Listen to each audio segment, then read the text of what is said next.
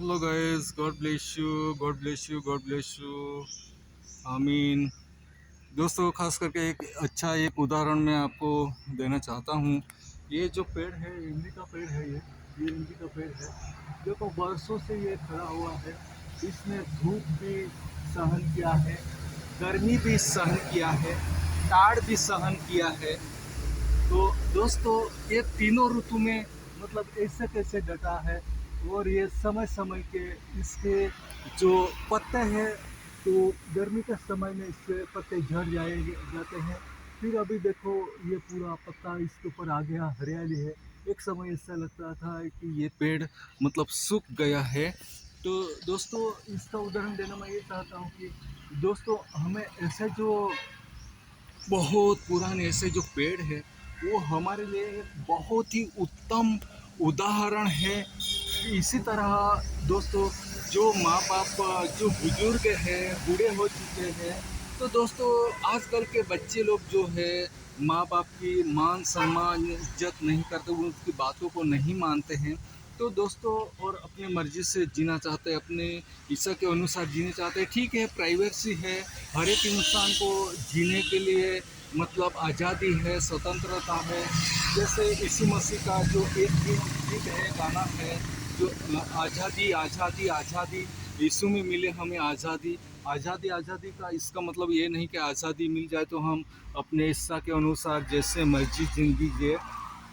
दोस्तों, नहीं, माँ बाप की आज्ञा को भी मानना चाहिए, माँ बाप की बातों को भी मानना चाहिए, क्योंकि जन्म से लेके जवान होने तक, उसका शादी ब्याह होने तक माँ बाप उसकी चिंता करते हैं। और आगे तक की आजकल के माँ बाप तो इतना सब कुछ सारा कुछ करते हैं कि जो मतलब बच्चों को आने वाले दिनों में कोई तंगी ना हो, कोई परेशानी ना हो।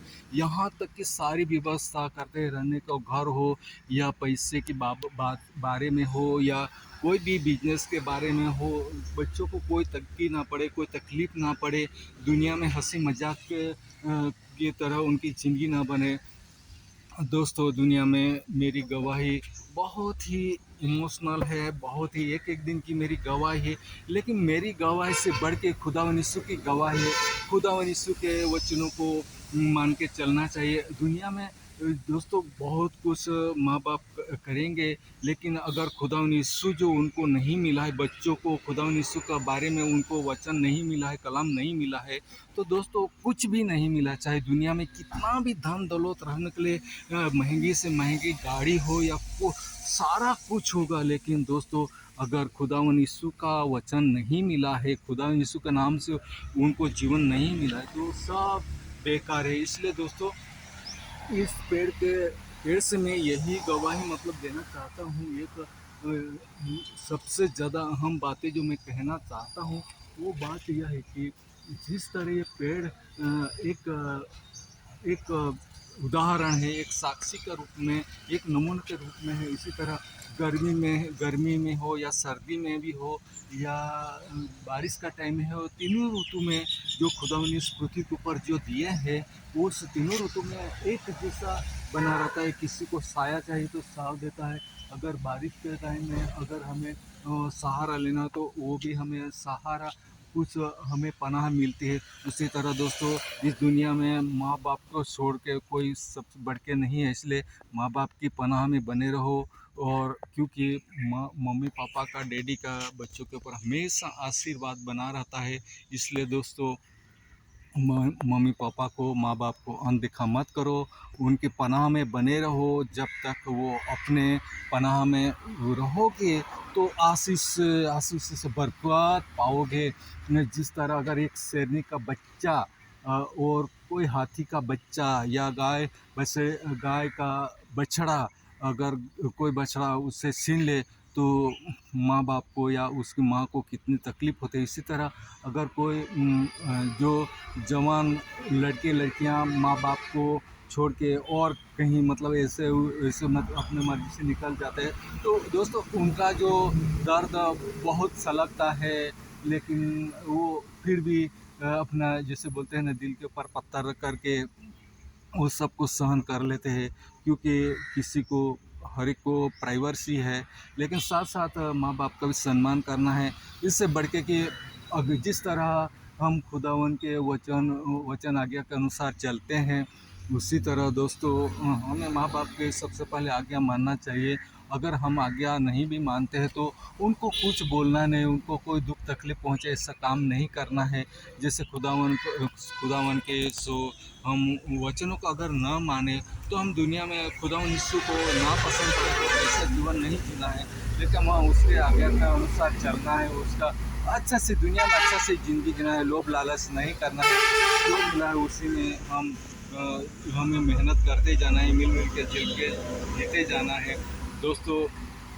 Thank you, God bless you. Message तो बहुत चलते जाएगा, लेकिन दोस्तों मैं शॉर्ट मैसेज यही देना चाहता हूँ कि आप हमेशा जो बड़े पेड़ है, जो बड़े पेड़ के समान कहो या दुनिया में जो माँ बाप है उसकी पनाह में बने रहो, और माँ बाप खुदावन यीशु की पनाह में बने रहेंगे।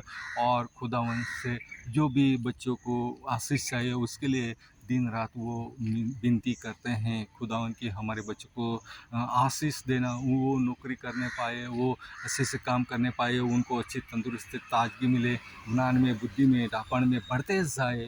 तो हमेशा खुदावन के पास विनती करते हैं, वो आजीजी करते हैं, काला वाला करते हैं दोस्तों।